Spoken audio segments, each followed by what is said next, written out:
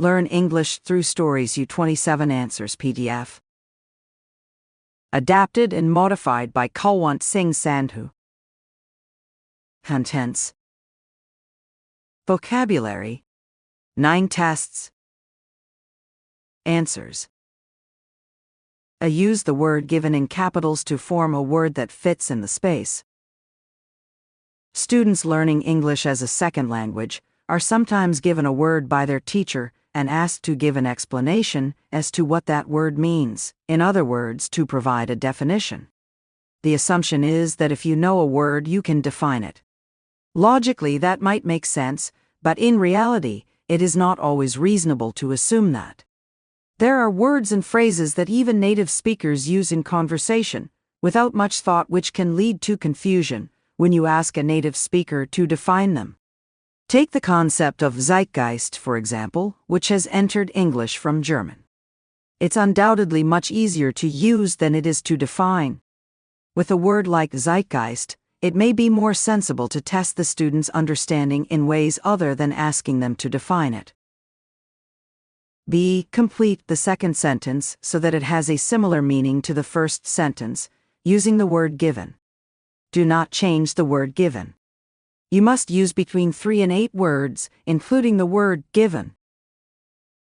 1. I'm never going to forget to consider Darren's views when I make a decision again. That's the last time I forget to take Darren's views into account when I make a decision. Or, that's the last time I forget to take into account Darren's views when I make a decision. Or, that's the last time I forget to take account of Darren's views when I make a decision. 2. I don't know how on earth she thinks of such brilliant plots for her novels. How on earth does she come up with such brilliant plots for her novels? 3. I'm sure Nancy is still presuming that the party starts at 9. I'm sure Nancy is still under the impression that the party starts at 9. 4. Sean, do you know yet what you're doing this evening? Sean, have you made your mind up yet what you're doing this evening? Or, Sean, have you made up your mind yet what you're doing this evening? 5. I told Jean, thinking that she'd be supportive, how wrong I was. I told Jean in the belief that she'd be supportive, how wrong I was. Or, I told Jean in the mistaken belief that she'd be supportive, how wrong I was. 6. There's no way that you're staying out all night with your friends, I'm afraid. You're staying out all night with your friends is out of the question, I'm afraid. 7. I'm glad you now see sense and agree that your parents are right. I'm glad you have now come to your senses and agree that your parents are right. 8. I think you think wrongly that this is all a conspiracy against you. I think you are under the misapprehension that this is all a conspiracy against you. C. Write one word in each gap. 1. You really have to have your wits about you when driving through Birmingham.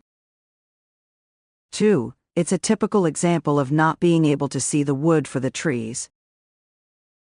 3. Bill Denver? That name rings a bell. 4.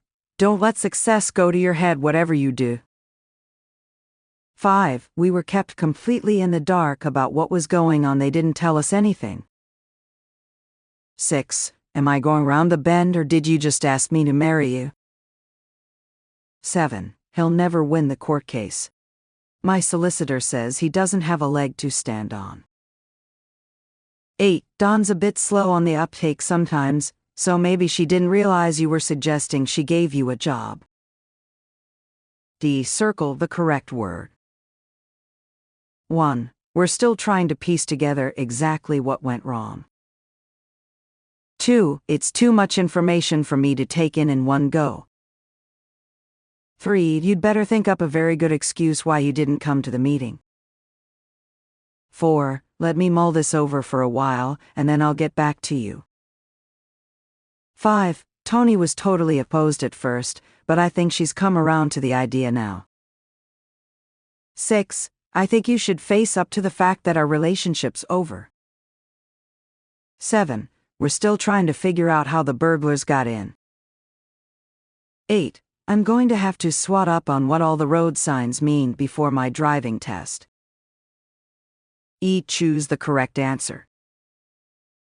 1. I'm in a real dilemma, and I just don't know what to do. 2. I've been calling Alan for hours, but he just doesn't answer his mobile. I hope nothing's wrong. 3. They're staying in rented accommodation for the time being. 4. Looking at your CV, I gather you used to live in Australia. 5. Is it really the first time you've ever flown first class? 6. I reckon it's going to snow tonight, don't you? 7. Is Claire really thinking getting a pet tarantula? Does Claire really be? Is Claire really thinking? If correct the mistakes in these idioms. 1. I don't have even the faintest idea where he is today. You'll have to ask somebody else. 2. The title of the book has a familiar ring to it, but I don't think I've ever read it. 3. My cousin knows the tax laws inside out, so if you want advice on your tax, he'll help you. 4. I can't for the life of me think what it was I came into the kitchen for. 5. I saw Tom and Lily together in a restaurant, looking adoringly into each other's eyes. I put 2 and 2 together, and decided they must be madly in love. G. Use the idioms below to rewrite the underlined parts of this paragraph. I always thought I knew my computer inside out, but the other day it started to crash every time I opened a certain program. I could not for the life of me understand why it was doing this, and I didn't have the faintest idea about what to do to fix it. I rang the helpline which I had used in the past, and after about 20 minutes I spoke to someone who said his name was Patrick, and that he was there to help me. He gave me some advice which had a familiar ring to it from previous calls I had made to the same helpline. I put 2 and 2 together, and concluded that they give the same advice to everybody, and that it's just a way of getting rid of you. The computer still crashes every time I open the program. H. Complete this conversation between a doctor and a patient, using the verbs in the box in the appropriate form. Doctor: What can I do for you, Mr. Wilson? Patient: Well, doctor, I've been running a temperature for the last couple of days and I've come out in a rash on my neck. Do you see these red spots here? Doctor: Let's take a look. Patient: It's very irritating and I have trouble getting off to sleep at night. Then I feel down all day and can't concentrate on my work. Doctor: Right. I don't think it's anything serious.